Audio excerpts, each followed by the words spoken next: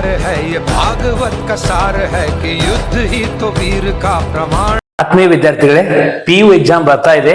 ಅದರಲ್ಲಿ ಫಿಸಿಕ್ಸ್ ಅನ್ನು ನಾವು ಯಾವ ರೀತಿ ಓದಬೇಕು, ಯಾವ ರೀತಿ ಓದಿದಾಗ ಫುಲ್ ಮಾರ್ಕ್ಸ್ ಸ್ಕೋರ್ ಆಗಬಹುದು, ಅದೇ ರೀತಿ ನಾವು ಎಷ್ಟು ಸಿಲೆಬಸ್ ಅನ್ನು ಓದಲಾಗಿದೆ, ಸಿಲೆಬಸ್ ಇಂದ ಕಂಪ್ಲೀಟ್ ಪ್ರಿಪರೇಷನ್ ಆಗಿಲ್ಲ, ಪ್ರಿಪರೇಷನ್ ಆದ್ರೂ ಕೂಡ ಯಾವ ರೀತಿ ರಿವಿಷನ್ಸ್ ಮಾಡಬೇಕು, ಆ ರಿವಿಷನ್ಸ್ ಮಾಡುವಾಗ ಎಂತ ಚಾಪ್ಟರ್ ಗಳನ್ನು ಸೆಲೆಕ್ಟ್ ಮಾಡ್ಕೊಳ್ಬೇಕು, ಆ ಸೆಲೆಕ್ಟ್ ಮಾಡಿದಂತ ಚಾಪ್ಟರ್ ಗಳಿಂದ ನಾವು ಎಷ್ಟನ್ನು ಸ್ಕೋರ್ ಮಾಡಬಹುದು ಅಂತೇಳಿ ಕಂಪ್ಲೀಟ್ ಆಗಿ ಡಿಟೇಲ್ಡ್ ಆಗಿ ಮತ್ತು PU ಫಿಸಿಕ್ಸ್ ಕ್ವಶನ್ ಪೇಪರ್ ಮತ್ತು ಎಕ್ಸಾಮ್ ನ ಪ್ರಿಪರೇಷನ್ ಅನ್ನು ಯಾವ ರೀತಿ ಮಾಡ್ಬೇಕಂತೇಳಿ ಕ್ವಿಕ್ ಆಗಿ ನಾವು ರಿವಿಷನ್ ಮಾಡೋಣ.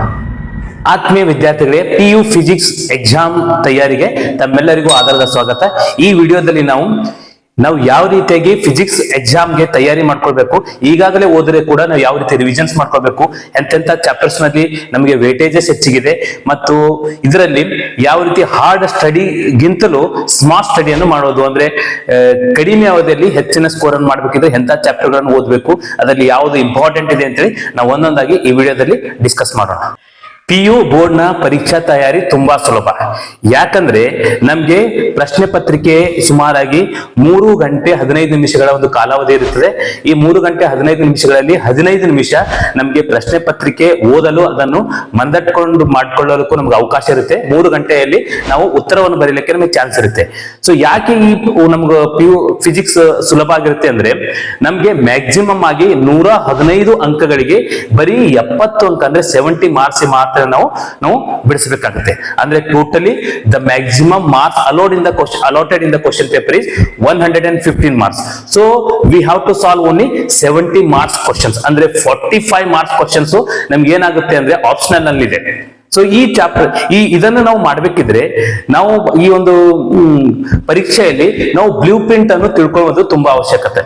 ಸೊ ಬ್ಲೂ ಪ್ರಿಂಟ್ ಅಂದಾಗ ಆಲ್ಮೋಸ್ಟ್ ಬಹಳ ವಿದ್ಯಾರ್ಥಿಗಳಿಗೆ ಬರುತ್ತೆ, ಸರ್ ನಮ್ಗೆ ಮಾಡೆಲ್ ಪೇಪರ್ ಕೊಟ್ಟಿದ್ದಾರೆ, ನಮ್ಮ ಕಾಲೇಜ್ ನಲ್ಲಿ ಕೂಡ ಮಾಡೆಲ್ ಆಗಿ ಕೊಟ್ಟಿದ್ದಾರೆ, ಅದೇ ಚಾಪ್ಟರ್ ನಲ್ಲಿ ಅದೇ ಕ್ವಶನ್ಸ್ ಗಳು ಬರ್ತಾ ಇದೆನಾ ಅಂತೇಳಿ ಬಹಳ ವಿದ್ಯಾರ್ಥಿಗಳಿಗೆ ಕನ್ಫ್ಯೂಷನ್ ಇದೆ. ಆದ್ರೆ ವಿದ್ಯಾರ್ಥಿಗಳೇ ಆ ಕನ್ಫ್ಯೂಷನ್ ಆಗಬಾರ್ದು. ಯಾಕಂದ್ರೆ ನಮ್ಮ ಬ್ಲೂ ಪ್ರಿಂಟ್ ಎನ್ನುವುದು ನಿಮ್ಗೆ ತಯಾರು ಮಾಡಿದಂತ ಪ್ರಶ್ನೆ ಪತ್ರಿಕೆ ನಮ್ಗೆ ಏನಂತ ಒಂದು ನಕಾಶೆ ಆಗಿರುತ್ತೆ. ಅಂದ್ರೆ ನಮಗ ಒಂದು ಪ್ರಶ್ನೆ ಪತ್ರಿಕೆಯನ್ನು ತಯಾರು ಮಾಡ್ಲಿಕ್ಕೆ ನಮಗೆ ಕೊಟ್ಟಾಗ ಆ ಪ್ರಶ್ನೆ ಪತ್ರಿಕೆಯಲ್ಲಿ ನಾವು ಯಾವ ಚಾಪ್ಟರ್ಸ್ ನಲ್ಲಿ ಎಷ್ಟು ಅಂಕಗಳು ನಿಗದಿಪಡಿಸಿದೆ ಅಂತ ಅದನ್ನು ಮಾತ್ರ ನೋಡ್ಕೊಳ್ತಾರೆ. ಈಗ for example almost model blue print ನಲ್ಲಿ ನಮ್ಮ ಮೊದಲನೇ ಚಾಪ್ಟರ್ ಅಂದ್ರೆ ಎಲೆಕ್ಟ್ರೋಸ್ಟಾಟಿಕ್ ಚಾಪ್ಟರ್ ನಲ್ಲಿ ನ್ಯೂಮ್ಯಾರಿಕಲ್ಸ್ ಅನ್ನು ಕೇಳಿದ್ದಾರೆ. ಈ ಬಹಳ ವಿದ್ಯಾರ್ಥಿಗಳು ನನಗೆ ಡಿಸ್ಕಷನ್ ಮಾಡಿದಾಗ ಅವರು, ಸರ್ ಫಸ್ಟ್ ಚಾಪ್ಟರ್ ನಿಂದ ನ್ಯೂಮ್ಯಾರಿಕಲ್ ಬರುತ್ತೆ, ಸೆಕೆಂಡ್ ಚಾಪ್ಟರ್ ನಲ್ಲಿ ನ್ಯೂಮ್ಯಾರಿಕಲ್ ಬರೋದಿಲ್ಲ ಅಂತೇಳಿ. ಸೊ ಆ ತಪ್ಪು ನೀವು ಎಂದೂ ಮಾಡಬೇಡಿ. ನಮಗೆ weightage of the marks of the chapter is same, but questions are not same. Questions ನಮ್ಗೆ ಅದೇ ಇರ್ಲಿಕ್ಕೆ, ಅದೇ ರೀತಿ ನಾವು ನ್ಯೂಮ್ಯಾರಿಕಲ್ಸ್ ಇದ್ದಾಗ ನ್ಯೂಮ್ಯಾರಿಕಲ್ಸ್ ಅನ್ನೇ ಕೇಳೋದಕ್ಕೆ ಯಾವುದೇ ಅವಕಾಶಗಳು ಆ ರೀತಿ ಇರುವುದಿಲ್ಲ. ನಮ್ಗೆ total weightage of the syllabus chapters ನಲ್ಲಿ ವೇಟೇಜ್ ಆಫ್ ದ ಮಾರ್ಕ್ಸ್ ನಮ್ಗೆ ಸೇಮ್ ಆಗಿರುತ್ತೆ. ಆದ್ರೆ ನಮ್ಗೆ ಕ್ವಶನ್ ಗಳಂತ ಕೇಳುವಂತ ರೀತಿಗಳು ನಮ್ಗೆ ಏನಾಗಿರ್ಬೋದು, ನ್ಯೂಮ್ಯಾರಿಕಲ್ಸ್ ಕೇಳ್ಬೋದು, ದೆನ್ ನೆಕ್ಸ್ಟ್ ಅದಕ್ಕೆ ಸಂಬಂಧಪಟ್ಟಂತ ಥಿಯರಿ ಕ್ವಶನ್ಸ್ ಗಳು ಕೂಡ ಬರ್ಬೋದು. ಅದಕ್ಕೆ ಮಾಡೆಲ್ ಪೇಪರು ನಮ್ಗೆ ರೆಫರೆನ್ಸ್ ಎಂದು ಸ್ಟಡಿ ಮಾಡಕ್ ಮಾತ್ರ. ಸೊ ಅದನ್ನೇ ನಾವು ಆಧಾರವಿಟ್ಕೊಂಡು ಇದನ್ನೇ ಫೈನಲ್ ಅಂತ ಹೇಳಿ ಅದನ್ನೇ ಬ್ಲೂ ಪ್ರಿಂಟ್ ಅನ್ನು ಬೈಹ್ಯಾಟ್ ಮಾಡ್ಕೊಂಡು ಅದೇ ರೀತಿ ಕ್ವಶನ್ ಗಳನ್ನು ತಪ್ಪು ಮಾಡಿದಾಗ ನಿಮ್ಗೆ ಸ್ಕೋರು ಕಡಿಮೆ ಆಗುವಂತ ಚಾನ್ಸಸ್ ಇರುತ್ತೆ. ಆದ್ರಿಂದ ನೀವು ಸೆಲೆಕ್ಟೆಡ್ ಚಾಪ್ಟರ್ಸ್ ಅನ್ನು ಮಾಡಿದ್ರು ಕೂಡ ಆ ಸೆಲೆಕ್ಟೆಡ್ ಚಾಪ್ಟರ್ಸ್ ನಲ್ಲಿ ಕೂಡ ನಾವು ಯಾವ ರೀತಿ ಕ್ವಶನ್ಸ್ ಅನ್ನು ಸಾಲ್ವ್ ಮಾಡಬೇಕು, ಎಂತ ಪ್ರಶ್ನೆಗಳು ಬರ್ತಾವ ಅಂತೇಳಿ ಅಂತ ಐಡಿಯಾ ನಮ್ಗೆ ಮೊದಲಿಂದ ತಿಳ್ಕೊಳ್ಬೇಕು. ಸೊ ಅದನ್ನೇ ನಾವು ಈಗ ಡಿಸ್ಕಸ್ ಮಾಡೋಣ. ಫಸ್ಟ್ ಇದನ್ನು ವೇಟೇಜ್ ಆಫ್ ದ ಸಿಲೆಬಸ್ ಅನ್ನು ನೋಡೋಣ. ಈ ವೇಟೇಜ್ ಆಫ್ ದ ಸಿಲೆಬಸ್ ಅನ್ನು ನೋಡಿದಾಗ ಟೋಟಲ್ ನಮಗೆ ಬೋರ್ಡ್ ನ ನಿಯಮದ ಪ್ರಕಾರ 14 ಚಾಪ್ಟರ್ಸ್ ಇದೆ. ಈ 14 ಚಾಪ್ಟರ್ಸ್ ನಲ್ಲಿ ನಮಗೆ ಫಸ್ಟ್ 4 ಚಾಪ್ಟರ್ಸ್ ನೋಡಿ. ಫಸ್ಟ್ ಚಾಪ್ಟರ್ಸ್ ನಲ್ಲಿ 11 ಮಾರ್ಕ್ಸ್ ಇದೆ, ಸೆಕೆಂಡ್ ಚಾಪ್ಟರ್ ನಲ್ಲಿ ಕೂಡ ನಮಗೆ 11 ಮಾರ್ಕ್ಸ್ ಇದೆ. ಥರ್ಡ್ ಚಾಪ್ಟರ್ಸ್ ಅಂದ್ರೆ current electricity 14 marks and fourth chapters ಏನಿದೆ ನಮಗೆ, so moving charges and magnetism ನಮಗೆ 12 ಮಾರ್ಕ್ಸ್ ಇದೆ. ಈ 4 ಚಾಪ್ಟರ್ಸ್ ನಮಗೆ ವೇಟೇಜ್ ಇದೆ. ಅಂದ್ರೆ ನಮಗೆ ಹೆಚ್ಚಿನ ಅವರ್ಸ್ ಗಳನ್ನು ಕೂಡ ತಗೊಂಬದ್ರ ಕಡೆಯಿಂದ ನಂಬರ್ ಆಫ್ ಅವರ್ಸ್ ಕೂಡ ನಮ್ಗೆ ಟೀಚಿಂಗ್ ಅವರ್ಸ್ ನಲ್ಲಿ ಹೆಚ್ಚಿಗಿದೆ. ಅಂದ್ರೆ ದೊಡ್ಡ ಚಾಪ್ಟರ್ಸ್ ಇದೆ, ಮಾರ್ಕ್ಸ್ ಕೂಡ ಹೆಚ್ಚಿಗಿದೆ ಅಷ್ಟೇ. ನೆಕ್ಸ್ಟ್ ಸೆಕೆಂಡ್ ಪಾರ್ಟ್ ನಲ್ಲಿ ಹೋದಾಗ ನಮಗೆ ರೇ ಆಪ್ಟಿಕ್ಸ್ ಅಂಡ್ ಆಪ್ಟಿಕಲ್ ಇನ್ಸ್ಟ್ರೂಮೆಂಟ್ಸ್ ನಮ್ಗೆ ದೊಡ್ಡ ಚಾಪ್ಟರ್, ಅದು ಆಲ್ಮೋಸ್ಟ್ 11 ಮಾರ್ಕ್ಸ್ ಇದೆ. ಮತ್ತೆ ಸೆಮಿಕಂಡಕ್ಟರ್ ಡಿವೈಸಸ್ ಕೂಡ ನಮಗೆ, ಎಲೆಕ್ಟ್ರಾನಿಕ್ಸ್ ಕೂಡ ನಮಗೆ 9 ಮಾರ್ಕ್ಸ್ ಇದೆ. 9 ಅವರ್ಸ್ ಆಲ್ಮೋಸ್ಟ್ 9 ಮಾರ್ಕ್ಸ್ ಚಾಪ್ಟರ್ ಇದೆ. ಸೊ 4+2 ಮ್ಯಾಕ್ಸಿಮಮ್ ವೇಟೇಜ್ ಇರುವಂತ ಚಾಪ್ಟರ್ಗಳು. ಸೊ ಕೆಲವೊಂದು ವಿದ್ಯಾರ್ಥಿಗಳು ಏನ್ ಮಾಡ್ತಾರೆ ಅಂದ್ರೆ ಬರೀ ವೇಟೇಜ್ ಇದ್ದಂತ ಚಾಪ್ಟರ್ಗಳು ಅಷ್ಟೇ ಓದ್ಬೇಕು, ಉಳಿದ ಚಾಪ್ಟರ್ಗಳು ನಮ್ಗೆ ಅವಶ್ಯಕತೆ ಇಲ್ಲ ಅಂತ ತಪ್ಪು ಯಾವಾಗ್ಲೂ ಮಾಡಬೇಡಿ. ಸೊ ನೀವು ಒಂದ್ ವೇಳೆ ಎಕ್ಸಾಕ್ಟ್ ಆಗಿ ನೀವು ಒಳ್ಳೆ ರೀತಿಯಿಂದ ಪ್ರಿಪರೇಷನ್ ಮಾಡಿದ್ರೆ ಎಲ್ಲಾ ಚಾಪ್ಟರ್ ಗಳಲ್ಲಿ ಇರುವಂತ ಇಂಪಾರ್ಟೆಂಟ್ ಅಂತ ಪ್ರಶ್ನೆಗಳು ಇವೆ. ಅಂದ್ರೆ ಈ ಹಿಂದೆ ಸುಮಾರಾಗಿ 2013ರಿಂದ 2023ರವರೆಗೆ ವಿವಿಧ ಪರೀಕ್ಷೆಯಲ್ಲಿ ಅಂದ್ರೆ ಬೇರೆ ಬೇರೆ ನಮ್ಮ ಬೋರ್ಡ್ ನಲ್ಲಿ ಸೊ ಒಂದೊಂದು ಎಕ್ಸಾಮ್ಸ್ ನಲ್ಲಿ ನಡೆದಂತ ಪ್ರಶ್ನೆಗಳನ್ನು ನೀವು ತೆಗೆದುಕೊಳ್ಳಿ. ಯಾವ ಚಾಪ್ಟರ್ ನಲ್ಲಿ ಯಾವ ಪ್ರಶ್ನೆಗಳು ಅತಿ ಹೆಚ್ಚು ನಮ್ಗೆ ರಿಪೀಟ್ ಆಗಿವೆ, ಅವು ನಮ್ಗೆ ಮುಂದಿನ ಪರೀಕ್ಷೆಯಲ್ಲಿ ಕೂಡ ನಾವು ಅಂತ ಕ್ವಶನ್ಸ್ ಗಳನ್ನು ಎಕ್ಸ್ಪೆಕ್ಟ್ ಮಾಡಬಹುದು. ಆ ಅಂತ ಪ್ರಶ್ನೆಗಳನ್ನು ನೀವು ಯಾವುದೇ ಕಾರಣಕ್ಕೂ ನೀವು ಅದನ್ನು ಕೇರ್ಲೆಸ್ ಮಾಡಬೇಡಿ. ಸೊ ಹಿಂದೆ ಕೇಳಿದಂತ ಎಲ್ಲಾ ಪ್ರಶ್ನೆಗಳಿಗೆ ನೀವು ಉತ್ತರಗಳನ್ನು ಅದನ್ನು ಮನನ ಮಾಡ್ಕೊಳ್ಳಿ. ಸೊ ಅವುಗಳನ್ನು ಪ್ರಾಕ್ಟೀಸ್ ಮಾಡಿ. ಮತ್ತೆ ಎಲ್ಲ ಇವನ್ ನ್ಯೂಮ್ಯಾರಿಕಲ್ಸ್ ಇರ್ಬೋದು, ದೆನ್ ನೆಕ್ಸ್ಟ್ 2 ಮಾರ್ಕ್ಸ್ ನಲ್ಲಿ ಕ್ವಶನ್ಸ್ ಇರ್ಬೋದು, 3 ಮಾರ್ಕ್ಸ್ ನಲ್ಲಿ ಇರ್ಬೋದು, ಮತ್ತು 5 ಮಾರ್ಕ್ಸ್ ಡೆರಿವೇಶನ್ ಕೂಡ ಇರ್ಬೋದು, ಎಲ್ಲಾ ಚಾಪ್ಟರ್ ಗಳಿವೆ. ಸೊ ಬಟ್ ಕೇರ್ ಆಗಿರಿ, ನಾವು ಹಳೆ ಪ್ರಶ್ನೆ ಪತ್ರಿಕೆಗಳನ್ನು ರೆಫರ್ ಮಾಡ್ತಾ ಇದ್ದಾಗ ಅಲ್ಲಿ ಡಿಲೇಟೆಡ್ ಪೋರ್ಷನ್ ಬಗ್ಗೆ ನೀವು ತುಂಬಾ ಕೇರ್ ಆಗಿರ್ಬೇಕು. ಯಾಕಂದ್ರೆ ಡಿಲೇಟೆಡ್ ಪೋರ್ಷನ್ ಅಲ್ಲಿ ಇದ್ದಂತ ಪ್ರಶ್ನೆಗಳು ನಮ್ಮ ಎಕ್ಸಾಮ್ಗೆ ಬರುವುದಿಲ್ಲ. ಪ್ರಿಪರೇಷನ್ ಮಾಡ್ತಾ ಇದ್ದಾಗ ಅಂದ್ರೆ ನಾವು ಹೆಚ್ಚಿಗೆ ಸ್ಕೋರ್ ಮಾಡ್ಬೇಕಿದ್ರೆ ಫಸ್ಟ್ ನಮಗೆ ಪ್ರಶ್ನೆ ಪತ್ರಿಕೆ ಯಾವ ರೀತಿ ಇರುತ್ತೆ ಅಂತ ಐಡಿಯಾ ಫಸ್ಟ್ ನಮ್ಮ ತಲೆಯಲ್ಲಿ ಇರಬೇಕು. ಅಂದ್ರೆ ಎಂತ ಪ್ರಶ್ನೆಗಳು ಒಳಗೊಂಡಿರ್ತಾವ, ಯಾವ ಪ್ರಶ್ನೆಗಳನ್ನ ನಾವು ಮೊದಲು ಅಟೆಂಪ್ಟ್ ಮಾಡ್ಬೇಕು, ಮತ್ತೆ ಯಾವ ರೀತಿಯಾಗಿ ಡಿಫಿಕಲ್ಟ್ ಪ್ರಶ್ನೆಗಳಿದ್ದಾಗ ಯಾವ ರೀತಿ ಸಾಲ್ವ್ ಮಾಡ್ಕೊಳ್ಬೇಕು ಅಂತೇಳಿ ಇಂಥ ವಿಚಾರ ನಾವು ಮೊದಲು ತಿಳ್ಕೊಂಡಾಗ ಅತಿ ಸುಲಭವಾಗಿ ನಾವು ಪ್ರಶ್ನೆಗಳಿಗೆ ಉತ್ತರ ಬರೀಬಹುದು. ಈ ಹೇಳುವಾಗ ಸೊ ಇಲ್ಲಿ ಮೊದಲಿಗೆ ನಾವು ಪ್ರಶ್ನೆ ಪತ್ರಿಕೆಯನ್ನು ತೆಗೆದಾಗ ಪ್ರಶ್ನೆ ಪತ್ರಿಕೆಯಲ್ಲಿ ನಾನು ಆವಾಗಲೇ ಹೇಳಿದ್ದೆ 3 ಗಂಟೆ 15 ನಿಮಿಷ 3 hours 15 minutes ನಲ್ಲಿ ನಾವು ಮ್ಯಾಕ್ಸಿಮಮ್ 70 ಮಾರ್ಕ್ಸ್ ಗೆ ಆನ್ಸರ್ ಮಾಡಬೇಕಾಗುತ್ತೆ. ಸೊ ಅದರಲ್ಲಿ ಫಸ್ಟ್ ಗೆ ನಮಗೆ ಜನರಲ್ ಇನ್ಸ್ಟ್ರಕ್ಷನ್ ಅನ್ನು ಕೊಡ್ತಾರೆ. ಆ ಜನರಲ್ ಇನ್ಸ್ಟ್ರಕ್ಷನ್ ಅನ್ನು ಸ್ವಲ್ಪ ಕೇರ್ಫುಲ್ ಆಗಿ ನೋಡ್ಕೊಳ್ಬೇಕು. ಆಲ್ಮೋಸ್ಟ್ ಬಹಳ ವಿದ್ಯಾರ್ಥಿಗಳು ಏನ್ ಮಾಡ್ತಾರೆ ಅಂದ್ರೆ ಆ ಇನ್ಸ್ಟ್ರಕ್ಷನ್ಸ್ ಅನ್ನೇ ಓದೋದಿಲ್ಲ, ಎಲ್ಲ ಆನ್ಸರ್ ಬಿಡಿಸ್ತಾರೆ. ಸರ್ ನಾನು 70 out of 70 ಬರ್ಬೇಕಿತ್ತು, ನಂದೊಂದು ಒಳ್ಳೆ ಸ್ಕೋರ್ ಆಗ್ಬೇಕಿತ್ತು, ನಂದು ಆದ್ರೂ ಕೂಡ ಸರ್ ನನಗೆ ಕಡಿಮೆ ಆಗಿದೆ ಸ್ಕೋರು, ಒಂದು 5 ಕಡಿಮೆ ಬಂದಿವೆ, 6 ಕಡಿಮೆ ಬಂದಿದೆ. ಯಾಕಂದ್ರೆ ವಿದ್ಯಾರ್ಥಿಗಳು ಬರೆಯೋದ್ರಲ್ಲಿ ಕೆಲವೊಂದು ಮಿಸ್ಟೇಕ್ ಅನ್ನು ಮಾಡ್ತಾರೆ. ಆ ಮಿಸ್ಟೇಕ್ ಅನ್ನು ಹೋಗಲಾಡಿಸಬೇಕಿದ್ರೆ ಫಸ್ಟ್ ನಾವು ಇನ್ಸ್ಟ್ರಕ್ಷನ್ಸ್ ಅನ್ನು ನಾವು ಕರೆಕ್ಟ್ ಆಗಿ ನೋಡ್ಕೊಳ್ಬೇಕು. ಈಗ ಫಸ್ಟ್ ನಾವು ಇನ್ಸ್ಟ್ರಕ್ಷನ್ ನೋಡಿ ಏನಿದೆ ಅಂದ್ರೆ ಪ್ರಶ್ನೆ ಪತ್ರಿಕೆಯಲ್ಲಿ ಟೋಟಲ್ ಆಗಿ 4 ಪಾರ್ಟ್ ಇದೆ. Part A, B, C and D.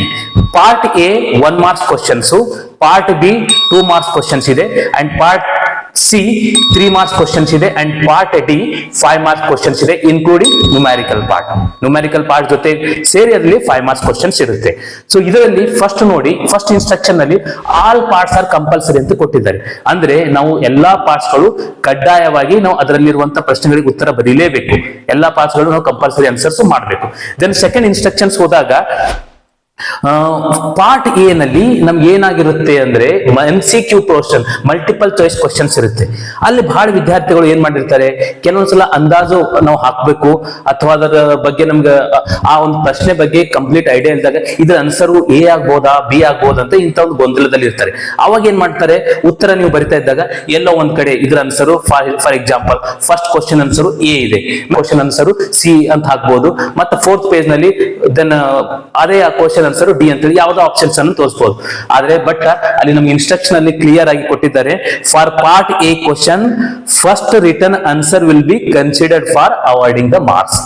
ಅಂದ್ರೆ ನೀವು MCQ ನಲ್ಲಿ ಯಾವ ಪ್ರಶ್ನೆಗೆ ಯಾವ ಮೊದಲ ಉತ್ತರ ಬರೀತ್ರೆ ಅದು ಸರಿ ಇರಬಹುದು ಅಥವಾ ತಪ್ಪಿರಬಹುದು, ಅದನ್ನೇ ನಾವು ಮಾರ್ಕ್ಸ್ ಅಲೌಟಿಗೆ ಪರಿಗಣನೆ ತೆಗೆದುಕೊಳ್ಳಲಾಗ್ತದೆ. ಅಂದ್ರೆ ನೀವು ಮೊದಲನೇ ಬರೆದಂತ ಉತ್ತರವನ್ನೇ ನಾವು ಆದ್ಯತೆ ಮಾಡಿ ಅದಕ್ಕನ್ನು ಮಾತ್ರ ಮಾರ್ಕ್ಸ್ ಅನ್ನು ಕೊಡಲಾಗ್ತದೆ. ಸೊ ಇದು ನೀವು ಯಾವಾಗ MCQ ಅನ್ನು ಬಿಡಿಸುವಾಗ ಸ್ವಲ್ಪ ಅದರ ಬಗ್ಗೆ ನೀವು ಕೇರ್ ಅನ್ನು ಮಾಡಬೇಕಾದಂತ ಒಂದು ಅಂಶ.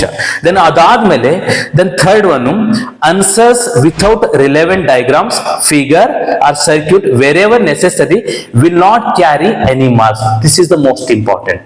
ಯಾಕಂದ್ರೆ ವಿದ್ಯಾರ್ಥಿಗಳು ಆನ್ಸರ್ಗಳು ಬರಿತಾ ಇದ್ದಾಗ ಅಲ್ಲಿ ಕೆಲವೊಂದ್ಸಲ ನೀವು ನೀಟು CET ಪ್ರಿಪರೇಷನ್ ಮಾಡ್ತಾ ಇದ್ರೆ ಸ್ಪೆಷಲಿ ನ್ಯೂಮ್ಯಾರಿಕಲ್ ಸೆಕ್ಷನ್ ಅಲ್ಲಿ ಅವಾಗ ಏನ್ ಮಾಡ್ತಾರೆ, ಶಾರ್ಟ್ ಕಟ್ ಮೆಥಡ್ ಅನ್ನು ಹುಡುಕ್ಲಕ್ ಹೋಗ್ತಾರೆ. ಆ ಶಾರ್ಟ್ ಕಟ್ ಮೆಥಡ್ ಇದ್ದಲ್ಲಿ ಕೆಲವೊಂದ್ಸಲ ಫಾರ್ಮುಲಾವನ್ನು ಎಲಿಮಿನೇಟ್ ಮಾಡ್ತಾರೆ, ಫಾರ್ಮುಲಾನೇ ಪರಿಗಣನೆ ತಗೊಂಡಿಲ್ಲ. ಅಂತ ಸಂದರ್ಭದಲ್ಲಿ ನಿಮಗೆ ಯಾವುದೇ ಮಾರ್ಕ್ಸ್ ಗಳು ಸಿಗೋದಿಲ್ಲ. ಅದಕ್ಕೆ ಯಾವುದೇ ಉತ್ತರ ಬರಿತಾ ಇದ್ದಾಗ ಅದ್ರದ್ದು ಏನು ಪ್ರಿನ್ಸಿಪಲ್ ಇದೆ, ಅದಕ್ಕೆ ಸಂಬಂಧಪಟ್ಟಂತೆ ಡಯಾಗ್ರಾಮ್ ಏನಿದೆ, ಆ ಡಯಾಗ್ರಾಮ್ ನಲ್ಲಿ ಏನನ್ನು ಎಕ್ಸ್ಪ್ಲನೇಷನ್ ಕೊಟ್ಟಿದ್ದೀರಿ, ಆ ಎಕ್ಸ್ಪ್ಲನೇಷನ್ ಡಯಾಗ್ರಾಮ್ ನಲ್ಲಿ ಕೊಟ್ಟಿದ್ದು ನೀವು ಡಿಸ್ಕ್ರಿಪ್ಷನ್ ಪಾರ್ಟ್ ನಲ್ಲಿ ಸರಿ ಇದೆನಾ ಅಥವಾ ಇಲ್ಲ ಅಂತೇಳಿ ಅದನ್ನು ಎರಡನ್ನು ಮ್ಯಾಚ್ ಮಾಡಿ ಮಾರ್ಕ್ಸ್ ಅನ್ನು ಅಲಾಟ್ ಮಾಡ್ತಾರೆ. ಅದಕ್ಕೆ ನೀವು ಉತ್ತರಗಳನ್ನು ಬರಿತಾ ಇದ್ದಾಗ ಸಂಬಂಧಪಟ್ಟಂತ ಕ್ಲಿಯರ್ ಆದಂತ ಡಯಾಗ್ರಾಮ್ಸ್ ಗಳಿರಲಿ. ಸೊ ಸೊ ಬಹಳ ವಿದ್ಯಾರ್ಥಿಗಳು ಎಲ್ಲಾ ಪ್ರಾಕ್ಟೀಸ್ ಮಾಡ್ತಾರೆ, ಡಯಾಗ್ರಾಮ್ ಅನ್ನೇ ಪ್ರಾಕ್ಟೀಸ್ ಮಾಡೋದಿಲ್ಲ ಚೆನ್ನಾಗಿ, ಬಟ್ ಅದು ಇಲ್ಲ. First the valuation start from the diagram. ಯಾಕಂದ್ರೆ ನೀವು ಕೆಲವೊಂದು ಅಂಶಗಳು ಡಯಾಗ್ರಾಮ್ ನನ್ನ ಆಧಾರವಾಗಿ ಇಟ್ಕೊಂಡೆ ಅದನ್ನ ನೀವು ಡಿಸ್ಕ್ರಿಪ್ಷನ್ ಅನ್ನು ಬರೀತೀರಿ. ಒಂದ್ ವೇಳೆ ಡಯಾಗ್ರಾಮ್ ರಾಂಗ್ ಇತ್ತು ಅಂದ್ರೆ ಎಲ್ಲ ಡಿಸ್ಕ್ರಿಪ್ಷನ್ ಆಗುವಂತ ಚಾನ್ಸಸ್ ಇರ್ತದೆ. ಅದಕ್ಕೆ ಆ ಡಯಾಗ್ರಾಮ್ಸ್ ನಲ್ಲಿ ನಿಮಗೆ ಕರೆಂಟ್ ಇದ್ದಾಗ ಕರೆಂಟ್ ಡೈರೆಕ್ಷನ್ಸ್, ಲೈಟ್ ಇದ್ದಾಗ ಲೈಟ್ ಡೈರೆಕ್ಷನ್ಸ್, ದೆನ್ ಅದಾದ್ಮೇಲೆ ಯಾವುದೇ ವೆಕ್ಟರ್ ಕ್ವಾಂಟಿಟಿ ಇದ್ದಾಗ ಆ vector quantity direction, electric field ಯಾವ ಡೈರೆಕ್ಷನ್ ಅಲ್ಲಿ ಇದೆ, ಫೋರ್ಸ್ ಯಾವ ಡೈರೆಕ್ಷನ್, ಕಂಪ್ಲೀಟ್ ಆಗಿ ನೀವು ಡಯಾಗ್ರಾಮ್ ನಲ್ಲಿ ಇನ್ಫಾರ್ಮೇಶನ್ ಕೊಟ್ಟಾಗ ಒಂದು ವೇಳೆ ನಾವು ಕ್ಯಾಲ್ಕುಲೇಷನ್ಸ್ ನಲ್ಲಿ ಅದ್ರ ಡೈರೆಕ್ಷನ್ಸ್ ಅನ್ನು ನಾವು ಮರ್ತು ಹೋದ್ರು ಕೂಡ ಅಲ್ಲಿ ಈ ವಿದ್ಯಾರ್ಥಿ ಡಯಾಗ್ರಾಮ್ಸ್ ನಲ್ಲಿ ಕಂಪ್ಲೀಟ್ ಆಗಿ ನಮಗೆ ಇನ್ಫಾರ್ಮೇಶನ್ ಕೊಟ್ಟಿದ್ದಾನೆ, ಸೊ ವೆಕ್ಟರ್ ಕ್ವಾಂಟಿಟಿ ಡೈರೆಕ್ಷನ್ಸ್ ಅನ್ನು ಕೂಡ ಕೊಟ್ಟಿದ್ದಾನೆ ಅಂತ ಹೇಳಿ ಅಲ್ಲಿ 100% ಆಗಿ ನಿಮಗೆ ಕಂಪ್ಲೀಟ್ ಮಾರ್ಕ್ಸ್ ಸಿಗುತ್ತೆ. ಅದಕ್ಕೆ ವಿದ್ಯಾರ್ಥಿಗಳು ವೆರಿ ಇಂಪಾರ್ಟೆಂಟ್ ಈ ಪಾಯಿಂಟ್ ಅನ್ನು ನೆನ್ಪಿಟ್ಕೋಬೇಕು. ಡಯಾಗ್ರಾಮ್ಸ್ ಹಾಕುವಾಗ ಕರೆಂಟ್ ಸರ್ಕ್ಯೂಟ್ ಗೆ ಸಂಬಂಧಪಟ್ಟಂತೆ direction of the current is most important, and while in case of the optics the direction of the light is also important, and in case of the vector quantity the directions of vectors is also most important. So this is the most important part for the writing explanation with the diagrams and the circuit diagrams. Even for that numerical parts also, numerical parts kuda nಮಗೆ important ಆಗುತ್ತೆ.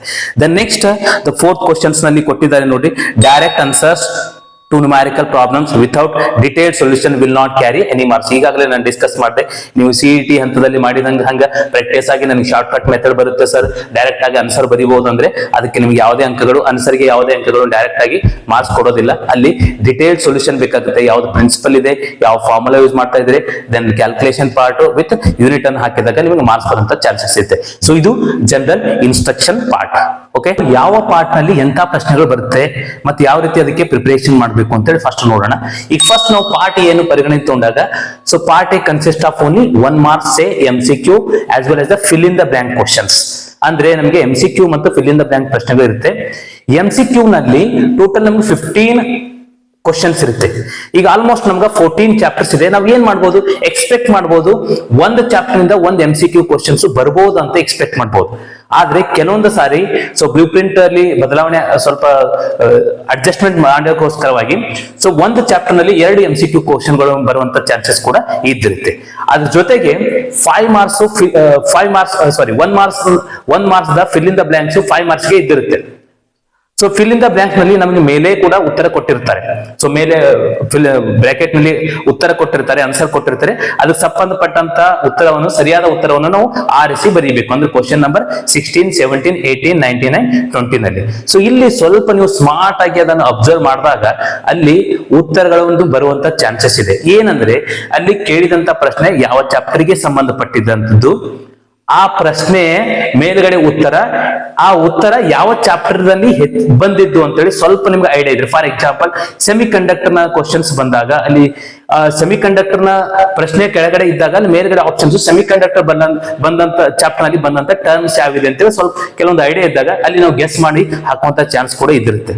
So ಅದಕ್ಕೆ ಆ ಪ್ರಶ್ನೆಗಳು, ಉತ್ತರಗಳು ಕೂಡ ಅಲ್ಲೇ ಇರುತ್ತೆ fill in the blank ನಲ್ಲಿ. ಸ್ವಲ್ಪ ಅಲ್ಲಿ ನೀವು ಯಾವ ಚಾಪ್ಟರ್ ಗೆ ಸಂಬಂಧಪಟ್ಟಂತ ಪ್ರಶ್ನೆ ಇದೆ ಅಂತ ನೋಡ್ಕೊಂಡಾಗ ಬರ್ಬೋದು. ಇದು ಪಾರ್ಟ್ ಎ ಅನ್ನು ನಾವು ಡಿಸ್ಕಸ್ ಮಾಡೋದು. ಪಾರ್ಟ್ ಎ ನಲ್ಲಿ ಎಲ್ಲಾ ಪ್ರಶ್ನೆಗಳಿಗೆ ನಾವು ಉತ್ತರ ನೀಡಬೇಕಾಗ್ತದೆ. ಅಲ್ಲಿ ಯಾವುದೇ ಆಪ್ಷನ್ಸ್ ಇರುವುದಿಲ್ಲ. ಸೊ MCQ ಕೂಡ 15 ಬಿಡಿಸಬೇಕು. Then next fill in the blanks ಕೂಡ ನಾವು 5 ಅನ್ನು ಸಾಲ್ವ್ ಮಾಡಬೇಕು. ದೆನ್ ಪಾರ್ಟ್ ಬಿ ಗೆ ಬಂದಾಗ each question carries 2 marks and totally 9 questions are there. Out of 9 questions we have to solve for only the 5 questions. What kind of the questions we can expect means a very simple, say the formula based questions and the statements and the explanation and the laws. ಅಂದ್ರೆ ಇಲ್ಲಿ ಯಾವುದೇ ಸರಳವಾದಂತ ನಮಗೆ ಹೇಳಿಕೆ statements ಕೇಳಬಹುದು, loss ಗಳು ಕೇಳಬಹುದು, then next properties ಅನ್ನು ಕೂಡ ಕೇಳಬಹುದು, ಮತ್ತೆ ಸಿಂಪಲ್ 1 ಸ್ಟೆಪ್ ಬೇಸ್ಡ್ ಅಂದ್ರೆ ಫಾರ್ಮುಲಾದಿಂದ 1 ಸ್ಟೆಪ್ ನಲ್ಲಿ ಬರುವಂತ ನ್ಯೂಮ್ಯಾರಿಕಲ್ಸ್ ಕೂಡ ನಾವು ಎಕ್ಸ್ಪೆಕ್ಟ್ ಮಾಡ್ತೇವೆ. ಸೊ ಇದು ನಮ್ಗೆ ಪಾರ್ಟ್ 2 ನಲ್ಲಿ ಟೋಟಲಿ ನಮ್ಗೆ 9 ಕ್ವಶನ್ಸ್ ನಲ್ಲಿ 5 ಕ್ವಶನ್ಸ್ ಸಾಲ್ವ್ ಮಾಡಿರುತ್ತೆ. ಈ ಫಾರ್ ಎಕ್ಸಾಂಪಲ್ ನಮ್ಗೆ 21st ಕ್ವಶನ್ ನೋಡಿದಾಗ ಎವ್ರಿ ಇಯರ್ ನಮ್ಗೆ ಏನ್ ಕೇಳಿದ್ದಾರೆ, mention the basic properties of charges ಕೇಳಿದ್ದಾರೆ, mention the properties of electric field lines ಅನ್ನು ಕೇಳಿದ್ದಾರೆ. ಇಂಥ ಒಂದು ಪ್ರಾಪರ್ಟೀಸ್ಗಳು ಅಥವಾ ಲಾಸ್, ಬಯರ್ಡ್-ಸವರ್ಸ್ ಲಾ, ಇವೆಲ್ಲ ನಾವು ಪಾರ್ಟ್ ಬಿ ನಲ್ಲಿ ನಾವು ಎಕ್ಸ್ಪೆಕ್ಟ್ ಮಾಡಂತ ಕ್ವಶನ್ಸ್ಗಳು. ದೆನ್ ಪಾರ್ಟ್ ಸಿ ನಲ್ಲಿ ಇರುವಂತ ಪ್ರಶ್ನೆಗಳು 3 ಮಾರ್ಕ್ಸ್ ಗೆ ಸೇಮ್ ಇಲ್ಲಿ ಕೂಡ 9 ಕ್ವಶನ್ಸ್ ಇರುತ್ತೆ. ಔಟ್ ಆಫ್ 9 ನಲ್ಲಿ ನಾವು 5 ಕ್ವಶನ್ಸ್ ಅನ್ನು ಸಾಲ್ವ್ ಮಾಡಬೇಕು. ಇಲ್ಲಿ ಅಂತ ಕ್ವಶನ್ ಗಳನ್ನು ಎಕ್ಸ್ಪೆಕ್ಟ್ ಮಾಡಬಹುದು ಅಂದ್ರೆ ಇಲ್ಲಿ state and explain for example ಇದೆ ನಮಗೆ. So state and explain the Coulomb's law ಅಂತಿದೆ. ಸ್ಟೇಟ್ಮೆಂಟ್ ಬರಿಬೇಕಾಗುತ್ತೆ, ಅಲ್ಲಿ ಫಾರ್ಮುಲಾ ಹಾಕಿ ಟರ್ಮ್ಸ್ ಅನ್ನು ಕೂಡ ನಾವು ಎಕ್ಸ್ಪ್ಲೇನ್ ಮಾಡಬೇಕು. ಸೊ ಅಂತ ಕ್ವಶನ್ ಗಳು 3 ಮಾರ್ಕ್ಸ್ ಗೆ. ಇಲ್ಲಿ ಕೂಡ properties, say charges, field lines, then next ಯಾವ್ದಾದ್ರು ಕಂಡೀಷನ್ಸ್ ಮತ್ತೆ ಸಂಬಂಧಪಟ್ಟಂತ ಸಿಂಪಲ್ ನ್ಯೂಮ್ಯಾರಿಕಲ್ಸ್ ಅನ್ನು ಕೂಡ ನಾವು ಎಕ್ಸ್ಪೆಕ್ಟ್ ಮಾಡಬಹುದು. ಈ ಸಾರಿ ನಾವು 2 ಮತ್ತು 3 ಮಾರ್ಕ್ಸ್ ನಲ್ಲಿ ಸಿಂಪಲ್ ಫಾರ್ಮುಲಾ ಬೇಸ್ಡ್ ಡೈರೆಕ್ಟ್ ನ್ಯೂಮ್ಯಾರಿಕಲ್ಸ್ ನಮಗೆ ಬರುವಂತ ಚಾನ್ಸಸ್ ಇರುತ್ತೆ. ಸೊ ಇಲ್ಲಿ 3 ಮಾರ್ಕ್ಸ್ ನಲ್ಲಿ ಅತಿ ಹೆಚ್ಚು ನಿಮಗೆ ಮಾಡೆಲ್ ಕ್ವಶನ್ಸ್ ಪೇಪರ್ ನಲ್ಲಿ ಕೊಟ್ಟಿದ್ದು ಅಂದ್ರೆ ನಾವು ನ್ಯೂಕ್ಲಿಯರ್ ಮೇಲೆ ನ್ಯೂಮ್ಯಾರಿಕಲ್ಸ್ ಕೊಟ್ಟಿದ್ದಾರೆ. ಸ್ವಲ್ಪ ಎಲ್ಲಾ ವಿದ್ಯಾರ್ಥಿಗಳು ಆ ನ್ಯೂಕ್ಲಿಯರ್ ಚಾಪ್ಟರ್ ನಲ್ಲಿ ಸಂಬಂಧಪಟ್ಟಂತೆ ಸಿಂಪಲ್ ಅಂದ್ರೆ ನಮ್ಗೆ ಹೆಂಗೆ ಬೈಂಡಿಂಗ್ ಎನರ್ಜಿ ಕ್ಯಾಲ್ಕುಲೇಷನ್ಸ್ ಮತ್ತು ಮಾಸ್ ಡಿಫೆಕ್ಟ್ ಸಂಬಂಧಪಟ್ಟಂತ ಕ್ಯಾಲ್ಕುಲೇಷನ್ಸ್ ಗಳನ್ನು ನಾವು ನೋಡ್ಕೊಳ್ಬೇಕು. ನೋಡ್ಕೊಂಡಾಗ 3 ಮಾರ್ಕ್ಸ್ ಕ್ವಶನ್ಸ್ ಅಲ್ಲಿ ನ್ಯೂಮ್ಯಾರಿಕಲ್ಸ್ ಸಾಲ್ವ್ ಬರುವಂತ ಚಾನ್ಸಸ್ ಕೂಡ ಇದೆ ನಮಗೆ. So part D section, so long answers ಇದೆ, ಸೊ ಸ್ಕೋರಿಂಗ್ ಸೆಕ್ಷನ್ ಇದೆ. ಈ ಸೆಕ್ಷನ್ ಅಲ್ಲಿ ಟೋಟಲಿ 6 ಕ್ವಶನ್ಸ್ ಬರುತ್ತೆ. 6 ಕ್ವಶನ್ ಅಲ್ಲಿ ನಾವು 3 ಅನ್ನು ಮಾತ್ರ ಸಾಲ್ವ್ ಮಾಡಬೇಕು. ಸೊ ಇದು ಯಾವ ರೀತಿ ಪ್ರಶ್ನೆ ಇರುತ್ತೆ ಅಂದ್ರೆ ಫಸ್ಟ್ ಪಾರ್ಟ್ ನಲ್ಲಿ ಚಾಪ್ಟರ್ ಗೆ ಸಂಬಂಧಪಟ್ಟಂತೆ 3 ಕ್ವಶನ್ಸ್, ಸೆಕೆಂಡ್ ಪಾರ್ಟ್ ನಲ್ಲಿ 3 ಕ್ವಶನ್ಸ್ ಅನ್ನು ಆಲ್ಮೋಸ್ಟ್ ಆಗಿ ಸೆಟ್ ಮಾಡಿರ್ತಾರೆ.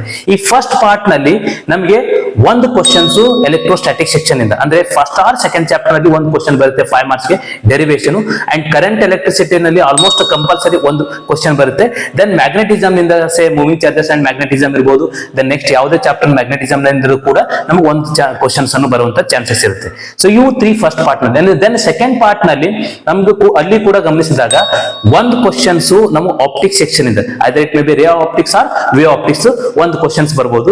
ಆಮೇಲೆ ಮತ್ತೊಂದು ಕ್ವಶನ್ಸ್ ನಮಗೆ ಆಟಮ್ಸ್, ನ್ಯೂಕ್ಲಿಯರ್ ಮತ್ತು ಡ್ಯುಯಲ್ ನೇಚರ್ ಮೇಲೆ ಕೇಳಬಹುದು. ಇನ್ನೊಂದು ಪ್ರಶ್ನೆ ನಮಗೆ ಸೆಮಿ ಕಂಡಕ್ಟರ್ ಎಲೆಕ್ಟ್ರಾನಿಕ್ಸ್ ಮೇಲೆ ಬರಬಹುದು. ಸೊ ಇಲ್ಲಿ ಸೆಕೆಂಡ್ ಪಾರ್ಟ್ ನಲ್ಲಿ ಒಂದು ವಿಶೇಷ ನೀವು ಗಮನಿಸಬೇಕೇನಂದ್ರೆ ನಾವು ರೇ ಆಪ್ಟಿಕ್ಸ್ ಅನ್ನು ಹೊರತುಪಡಿಸಿ ನೀವು ಒಂದು ವೇಳೆ ಮಾಡರ್ನ್ ಫಿಸಿಕ್ಸ್ ಹೋದಾಗ ಅಥವಾ ಸೆಮಿ ಕಂಡಕ್ಟರ್ ಹೋದಾಗ ಅಲ್ಲಿ ಸ್ಪ್ಲಿಟ್ ಆಫ್ ಕ್ವಶನ್ಸ್ ಬರುವಂತ ಚಾನ್ಸಸ್ ಇದೆ. ಸ್ಪ್ಲಿಟ್ ಆಫ್ ಕ್ವಶನ್ಸ್ ಬಂದರೂ ಕೂಡ ಅದೇ ಚಾಪ್ಟರ್ ನಲ್ಲಿ ಬರುವಂತ ಕಾನ್ಸೆಪ್ಟ್ ಬೇಸ್ ಮಾತ್ರ ಇರುತ್ತೆ. ಫಾರ್ ಎಕ್ಸಾಂಪಲ್ ಈ dual nature of matter and radiation ಅಲ್ಲಿ ಬಂದಾಗ ಒಂದು question dual nature of matter, ಮತ್ತೊಂದು ಕ್ವಶನ್ ನ್ಯೂಕ್ಲಿಯರ್ ನಲ್ಲಿ ಆ ರೀತಿ ಕೇಳೋದಿಲ್ಲ.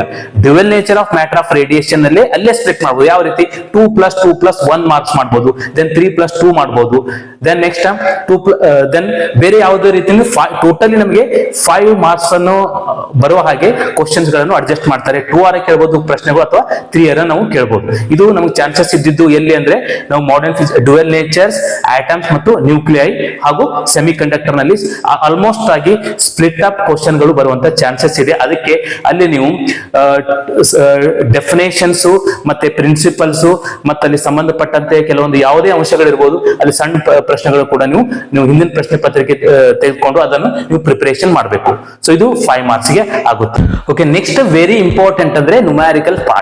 ಈ ನ್ಯೂಮ್ಯಾರಿಕಲ್ಸ್ ಪಾರ್ಟ್ ನಲ್ಲಿ so successive or consecutive units ನಿಂದ ಒಂದೊಂದು ನ್ಯೂಮ್ಯಾರಿಕಲ್ಸ್ ಅನ್ನು ತಗೊಂಡಿರ್ತಾರೆ. ಅಂದ್ರೆ ಫಸ್ಟ್ ಅಂಡ್ ಸೆಕೆಂಡ್ ಯೂನಿಟ್ಸ್ ನಲ್ಲಿ 1 numerical, then third and fourth ನಲ್ಲಿ 1 ನ್ಯೂಮ್ಯಾರಿಕಲ್ ಅಂತೇಳಿ ಈ ರೀತಿ ನಮ್ಗೆ ಯೂನಿಟ್ಸ್ ನ ಪ್ರಕಾರ ನಮ್ಗೆ 2 ಯೂನಿಟ್ ಗೆ ಸೇರಿದಂತೆ 1 ನ್ಯೂಮ್ಯಾರಿಕಲ್ಸ್ ಅನ್ನು ಸೆಟ್ ಮಾಡಬೇಕಾಗ್ತದೆ. ಅಂದ್ರೆ ಟೋಟಲ್ 4 ನ್ಯೂಮ್ಯಾರಿಕಲ್ಸ್ ನಲ್ಲಿ 2 ಅನ್ನು ಸಾಲ್ವ್ ಮಾಡಬೇಕು. ಆದಾಗೂ ಕೂಡ ನಮ್ಗೆ ಅತಿ ಹೆಚ್ಚಿಗೆ ನ್ಯೂಮ್ಯಾರಿಕಲ್ ಬೇಸ್ಡ್ ಚಾಪ್ಟರ್ಸ್ ಅಂದ್ರೆ ಎಲೆಕ್ಟ್ರೋಸ್ಟಾಟಿಕ್ಸ್ ನಲ್ಲಿ 1 ನ್ಯೂಮ್ಯಾರಿಕಲ್ ಅನ್ನು ನಾವು ಎಕ್ಸ್ಪೆಕ್ಟ್ ಮಾಡಬಹುದು. ಈ ಫಾರ್ ಎಕ್ಸಾಂಪಲ್ ಫಸ್ಟ್ ಚಾಪ್ಟರ್ ನಲ್ಲಿ ನ್ಯೂಮ್ಯಾರಿಕಲ್ ಕೇಳಿದ್ರೆ ಸೆಕೆಂಡ್ ಚಾಪ್ಟರ್ ನಲ್ಲಿ ಎಲೆಕ್ಟ್ರೋಸ್ಟಾಟಿಕ್ ನ ಸೆಕೆಂಡ್ ಚಾಪ್ಟರ್ ನಲ್ಲಿ ನಮಗೆ ಏನ್ ಕೇಳಬಹುದು, 5 ಮಾರ್ಕ್ಸ್ ಡೆರಿವೇಶನ್ಸ್ ಕೇಳಬಹುದು. ಅದಾದ್ರೂ ಕೂಡ ಈ ಫಸ್ಟ್ ಚಾಪ್ಟರ್ ನಲ್ಲಿ ನಾವು 5 ಮಾರ್ಕ್ಸ್ ಡೆರಿವೇಶನ್ ಕೇಳಿದಾಗ ಸೆಕೆಂಡ್ ನಾವು ಕೆಪಾಸಿಟರ್ಸ್ ಮತ್ತು ಪೊಟೆನ್ಶಿಯಲ್ ಮೇಲೆ ನಾವು ನ್ಯೂಮ್ಯಾರಿಕಲ್ ಕೇಳುವಂತ ಚಾನ್ಸಸ್ ಇದೆ. ಅಂದ್ರೆ ನಾವು ಫಸ್ಟ್ ಮೈಂಡ್ ನಲ್ಲಿ ಸೆಟ್ ಮಾಡ್ಕೊಳ್ಳೋದಂದ್ರೆ ಎಲೆಕ್ಟ್ರೋಸ್ಟಾಟಿಕ್ಸ್ ನಲ್ಲಿ 1 ನ್ಯೂಮ್ಯಾರಿಕಲ್ ಬರುತ್ತೆ. ಅದಾದ್ಮೇಲೆ ಕರೆಂಟ್ ಎಲೆಕ್ಟ್ರಿಸಿಟಿನೂ most important numerical based chapter ಇರೋದ್ರಿಂದ ಕೂಡ ಅಲ್ಲಿ ನಮಗೆ 1 ಕ್ವಶನ್ಸ್ ನಾವು ಎಕ್ಸ್ಪೆಕ್ಟ್ ಮಾಡಬಹುದು. ಕರೆಂಟ್ ಎಲೆಕ್ಟ್ರಿಸಿಟಿನಿಂದ ನಮಗೆ 1 ನ್ಯೂಮ್ಯಾರಿಕಲ್ ಬರುವಂತ ಚಾನ್ಸಸ್ ಇರುತ್ತೆ. ದೆನ್ ಥರ್ಡ್ ನಮಗೆ AC ಇದೆ, so moving charges and magnetism ಇದೆ, ದೆನ್ ಮ್ಯಾಗ್ನೆಟಿಸಮ್ ಅಂಡ್ ಮ್ಯಾಟರ್ ಇದೆ, EMI ಇದೆ. ಈ ಎಲ್ಲಾ ಚಾಪ್ಟರ್ಸ್ ನಲ್ಲಿ ಸೇರಿ ನಾವು 1 ನ್ಯೂಮ್ಯಾರಿಕಲ್ಸ್ ಅನ್ನು ಎಕ್ಸ್ಪೆಕ್ಟ್ ಮಾಡಬಹುದು. ಸೊ ಇದು ಫಸ್ಟ್ ಪಾರ್ಟ್ ನಲ್ಲಿ ಆಲ್ಮೋಸ್ಟ್ 3 ನ್ಯೂಮ್ಯಾರಿಕಲ್ಸ್ ಅನ್ನು ಸೆಟ್ ಮಾಡ್ತಾರೆ. ದೆನ್ ಸೆಕೆಂಡ್ ಪಾರ್ಟ್ ನೋಡಿದಾಗ ನಾವು ಆಪ್ಟಿಕ್ಸ್ ಮೇಲೆ ನ್ಯೂಮ್ಯಾರಿಕಲ್ ಅನ್ನು ಎಕ್ಸ್ಪೆಕ್ಟ್ ಮಾಡಬಹುದು. ಐದರ್ ರೇ ಆಪ್ಟಿಕ್ಸ್ ಆರ್ ವೇ ಆಪ್ಟಿಕ್ಸ್. ಎಲ್ಲಾ ನ್ಯೂಮ್ಯಾರಿಕಲ್ಸ್ ಗಳು ಅಂದ್ರೆ NCERT ನಲ್ಲಿ ಕೊಟ್ಟಂತ ಎಲ್ಲಾ ನ್ಯೂಮ್ಯಾರಿಕಲ್ ಪ್ರಾಕ್ಟೀಸ್ ಮಾಡಿ ಆ NCERT ನಲ್ಲಿ ಇದ್ದಂತ ಕಾನ್ಸೆಪ್ಟ್ ಬೇಸ್ಡ್ ಇದ್ದಂತ ಬೇರೆ ಯಾವುದೇ ರೆಫರೆನ್ಸ್ ಬುಕ್ ನಲ್ಲಿ ಇದ್ದಂತ ನ್ಯೂಮ್ಯಾರಿಕಲ್ಸ್ ಗಳನ್ನು ಪ್ರಾಕ್ಟೀಸ್ ಮಾಡಿ. ಅದ್ರ ಜೊತೆಗೆ ಇಂಪಾರ್ಟೆಂಟ್ ಅಂದ್ರೆ ಇಲ್ಲಿವರೆಗೆ ಪ್ರೀವಿಯಸ್ ಇಯರ್ ನಲ್ಲಿ ಕೇಳಿದಂತ ಎಲ್ಲಾ ನ್ಯೂಮ್ಯಾರಿಕಲ್ಸ್ ಗಳನ್ನು ಚಾಪ್ಟರ್ ವೈಸ್ ನೀವು ಒಂದು ಪಟ್ಟಿ ಮಾಡಿ ಅವಷ್ಟು ಡಿಸ್ಕಸ್ ಮಾಡಿ. ಈ ನ್ಯೂಮ್ಯಾರಿಕಲ್ ಗೆ ಸಂಬಂಧಪಟ್ಟಂತೆ ನಾನು ಇನ್ನೊಂದು ವಿಡಿಯೋ ಮಾಡಿ ಅದರಲ್ಲಿ ಯಾವ ಚಾಪ್ಟರ್ ಅಲ್ಲಿ ಅಂತ ನ್ಯೂಮ್ಯಾರಿಕಲ್ ಇಂಪಾರ್ಟೆಂಟ್ ಇದೆ ಅಂತ ನಾವು ಮುಂದಿನ ವಿಡಿಯೋದಲ್ಲಿ ನಾವು ಅದರ ಬಗ್ಗೆ ಡಿಸ್ಕಸ್ ಮಾಡೋಣ.